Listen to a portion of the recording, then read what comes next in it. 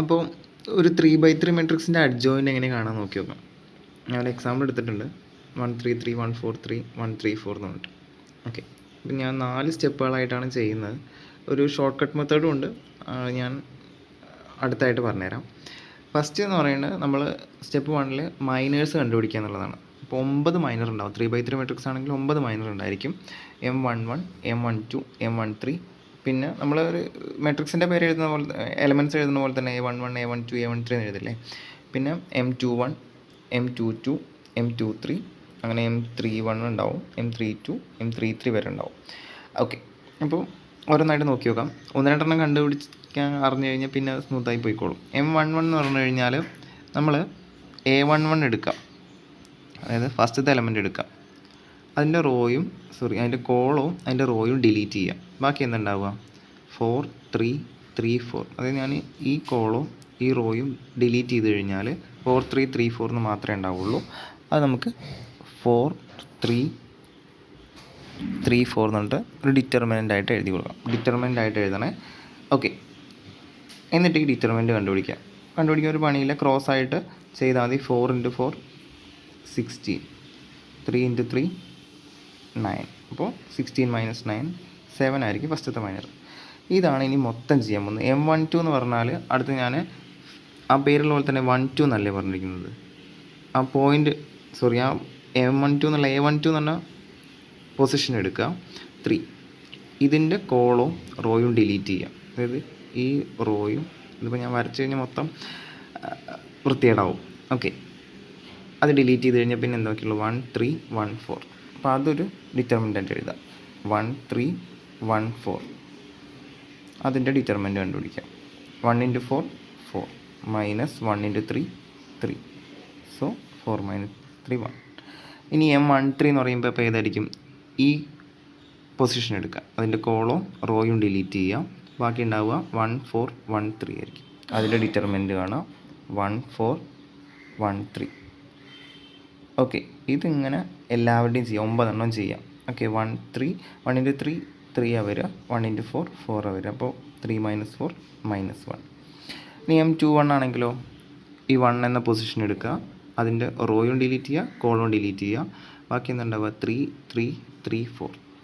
അത് ഡിറ്റർമിനൻ്റ് ആയിട്ട് എഴുതുക. 3 3 3 4 ഡിറ്റർമിനൻ്റ് ആയിട്ട് എഴുതി കഴിഞ്ഞാൽ 3 × 4 12, 3 × 3 9. അപ്പോൾ M21 3 കിട്ടും. ഇതുപോലെ ഞാൻ എല്ലാം ഫില്ല് ചെയ്യാം. ഒറ്റയ്ക്ക് ചെയ്ത് നോക്കിയിട്ട് ഞാൻ എഴുതിയതും ഒറ്റയ്ക്ക് കണ്ടുപിടിച്ചതും സെയിം ആണോ നോക്കി നോക്കാം. ഞാൻ ബാക്കി മൈനറുകളും കൂടെ കണ്ടുപിടിച്ചിട്ടുണ്ട്. അപ്പോൾ ഏതെങ്കിലും മിസ്റ്റേക്ക് വന്നിട്ടുണ്ടോ നോക്കിക്കോ.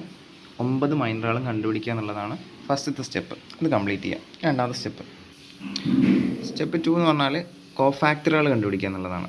ഓക്കെ, ശരിക്കും ഇതിങ്ങനെ സെപ്പറേറ്റ് ആയിട്ട് എഴുതുന്നൊന്നുമില്ല. മൈനറുകളുടെ നേരെ അടുത്ത് തന്നെ, ഇതിൻ്റെ ഓരോന്നിൻ്റെ അടുത്ത് തന്നെ നമുക്ക് കോഫാക്ടറുകൾ എഴുതാം. എന്നാലും ഞാൻ സെപ്പറേറ്റ് ചെയ്തു എന്ന് മാത്രം.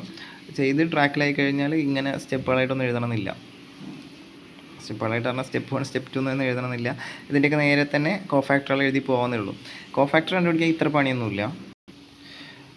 A11 A12 A13 A21 A22 A23 A31 A32 A33 അങ്ങനെ 9 ഉണ്ടായിരിക്കും. അതായത് 9 മൈനർ കണ്ടുപിടിച്ചു, അതിനൊക്കെ കറസ്പോണ്ടിങ് ആയിട്ട് 9 കോഫാക്ടറുകൾ ഉണ്ടായിരിക്കുന്നു. ഓക്കെ, A11 എന്ന് പറഞ്ഞാൽ -1 all raised to 1 + 1 M11 ആണ്. അതായത് -1 all raised to 1 + 1 എന്ന് പറഞ്ഞു കഴിഞ്ഞാൽ -1² M11 എന്ന മൈനർ. ഓക്കെ, അതായത് -1 സ്ക്വയർ പറഞ്ഞു കഴിഞ്ഞാൽ 1 തന്നെയാണ്. അപ്പോൾ M11 എത്ര നമുക്ക് കിട്ടിയത്? 7 ആണ്. സോ 7 തന്നെ എഴുതി കൊടുത്താൽ മതി. അതായത് 1 × 7 7. അപ്പോൾ വിചാരിക്കും ഇത് ഈ വല്ലാത്ത ഇടങ്ങേറാണല്ലോ. അങ്ങനെയൊന്നുമില്ല. A12 എന്ന് പറഞ്ഞു കഴിഞ്ഞാൽ -1ൻ്റെ പവർ 1 + 2 3 കൊടുക്കുക. M12 -1ൻ്റെ പവർ 3 എന്ന് പറഞ്ഞു കഴിഞ്ഞാൽ മൈനസ് ആയിരിക്കും. M12 നമുക്ക് കിട്ടിയത് എന്താ? 1 ആണ്. സോ -1 × 1 -1 വരും. A13 പറഞ്ഞാൽ -1ൻ്റെ പവർ 1 + 3 M13. 1 + 3 പറഞ്ഞാൽ 4 ആണ്. So -1ൻ്റെ power 4. M13 നമുക്ക് കിട്ടിയിട്ടുണ്ടായിരുന്നത് -1 ആയിരുന്നു. സോ -1 -1 പറഞ്ഞു കഴിഞ്ഞാൽ 1 തന്നെ. 1 × -1 -1. ഇത് വല്ലാത്ത എന്താ പറയുക സ്റ്റെപ്പായിട്ടൊക്കെ നമുക്ക് തോന്നും. പക്ഷെ അതിൻ്റെ ഒന്നും കാര്യമില്ല. ഇത്രയുള്ള ആവശ്യം M11ൻ്റെ M12ൻ്റെ M13 ഇതിൻ്റെയൊക്കെ കൂടെ പ്ലസ്സോ മൈനസോ ഇട്ട് കൊടുക്കുക. ഇതാണ് ചെയ്യുന്നത്. അത് പ്ലസ് ആണോ മൈനസ് ആണോ തീരുമാനിക്കാനാണ് -1 + 1 1 + 2 ഒക്കെ കൊടുത്ത്. ഒരു എളുപ്പവഴി പറഞ്ഞുതരാം. M11 ചിഹ്നം മാറ്റണ്ട, 7 തന്നെ മതി. M12 1 ആണ്, -1 ആക്കി കൊടുക്കുക. ഓക്കെ. M13 -1 ആണ്, അത് -1 തന്നെ മതി. കാരണം 1 + 3 4 ആയതുകൊണ്ട് നമുക്ക് മാറ്റേണ്ട കാര്യമില്ല. M21 മാറ്റണം. കാരണം 2 + 1 ഓഡ് ആയതുകൊണ്ട് -1/3 എന്ന് പറഞ്ഞാൽ നെഗറ്റീവ് ആയിരിക്കും. -3 ആക്കി കൊടുക്കണം. ഇതുപോലെ ഏതൊക്കെ ചിഹ്നം മാറ്റണം ഏതൊക്കെ ചിഹ്നം മാറ്റണ്ടെന്ന് അറിയെങ്കിൽ ഇങ്ങനെ എഴുതണമെന്നൊന്നുമില്ല. A21 ചിഹ്നം മാറ്റണം. അപ്പോൾ M21 എന്താ 3 ആണ്, അപ്പോൾ -3 എഴുതി കൊടുക്കുക. A22 M22 എന്ന് പറഞ്ഞു കഴിഞ്ഞാൽ 1 ആണ്, ചിഹ്നം മാറ്റണോ വേണ്ട, അപ്പോൾ നമുക്ക് 1 തന്നെ എഴുതി കൊടുത്താൽ മതി. A23 M23 നോക്കുക. M23 പറഞ്ഞാൽ 0 ആണ്, മാറ്റിയാലും ഇല്ല എന്നുണ്ടെങ്കിലും 0 തന്നെ ആയിരിക്കും. അടുത്തത് A31 കിട്ടാൻ M31 എന്താ -3 ആണ്, ചിഹ്നം മാറ്റണോ, -1/3 + 1 4 ആണ്, അപ്പോൾ ചിഹ്നം മാറ്റണ്ട. അപ്പോൾ M31 -3 ആയിരുന്നു, -3 തന്നെ എഴുതി കൊടുക്കുക. ഇതാണ് പരിപാടി. A32 എന്ന് കിട്ടാൻ M32 ചെക്ക് ചെയ്യുക, 0 ആണ്, അത് മാറ്റിയാലും ഇല്ലെങ്കിൽ 0 തന്നെയാണ്. A33 കിട്ടാൻ M33 1 ആണ്, അപ്പോൾ A33 1 തന്നെയായിരിക്കും, കാരണം ചിഹ്നം മാറ്റണ്ട. ചിഹ്നം മാറ്റേണ്ട പൊസിഷൻസ് ഓർത്ത് വെച്ചാലും കുഴപ്പമില്ല.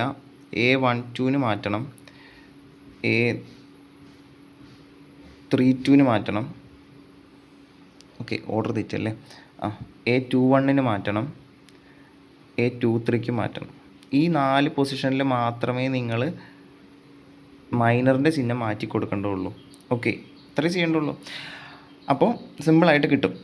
ഈ 4 പൊസിഷനിൽ മാത്രം ചിഹ്നം മാറ്റി കൊടുക്കുക, ബാക്കിയുള്ളതൊക്കെ അതുപോലെ തന്നെ എഴുതാം. അതാണ് ഞാൻ പറഞ്ഞത്, ഇതിൻ്റെ നേർക്കന്നെ നിങ്ങൾക്ക് എഴുതായിരുന്നു എന്നുള്ളത്. അപ്പോൾ നിങ്ങൾ വെവ്വേറെ സ്റ്റെപ്പുകളായിട്ടും ചെയ്യണമെന്നില്ല. M11ൻ്റെ കൂടെ തന്നെ നിങ്ങൾക്ക് A11 ഇവിടെ എഴുതി കൊടുക്കാം, A11 7. M12ൻ്റെ കൂടെ നിങ്ങൾക്ക് A12 എഴുതി കൊടുക്കാം, ചിഹ്നം മാറ്റണം, സോ -1. ഇത്രയേ ഉള്ളൂ ചെയ്യേണ്ടത്.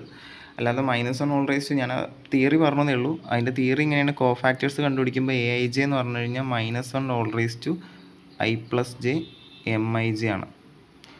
ഓക്കെ, സൈൻഡ് മൈനേഴ്സ് എന്ന് പറയും. മൈനേഴ്സിനൊക്കെ ചിഹ്നം കൊടുക്കുക എന്നാണ് മീനിങ്. അപ്പോൾ കോഫാക്ടറുകൾ 9 കിട്ടിക്കഴിഞ്ഞാൽ നമ്മൾ അടുത്ത സ്റ്റെപ്പ് കോഫാക്ടർ മെട്രിക്സ് എഴുതുക എന്നുള്ളതാണ്. അതായത് കോഫാക്ടറുകൾ 9 നമ്മുടെ കയ്യിലുണ്ട്. ആ 9 ഒരു മെട്രിക്സ് ആക്കിയിട്ട് എഴുതാം. നമ്മുടെ കയ്യിൽ A11 A12 A13 ഉണ്ട്, A21 A22 A23 ഉണ്ട്, A31 A32 A33 ഉണ്ട്. അപ്പോൾ അതിനൊരു മെട്രിക്സ് ആയിട്ടുണ്ട് എഴുതി കൊടുക്കുക. ഒരു 3/3 മെട്രിക്സ് ആണ് നിങ്ങൾക്ക് കിട്ടുക.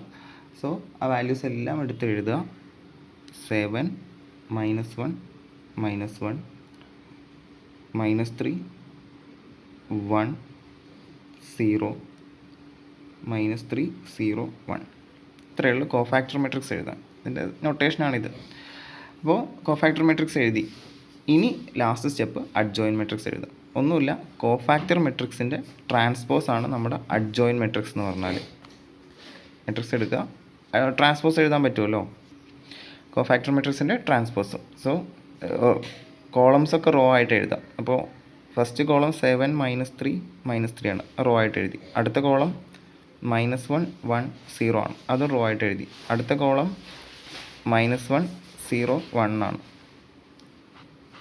ഇതാണ് അഡ്ജോയിൻ്റ് കാണാനുള്ള എന്താ പറയുക ഡയറക്റ്റ് ആയിട്ടുള്ള മെത്തേഡ്. ഷോർട്ട് കട്ടുകളൊക്കെ ഉണ്ട്, അത് ഞാൻ കാണിച്ചു തരാം. ഓക്കെ.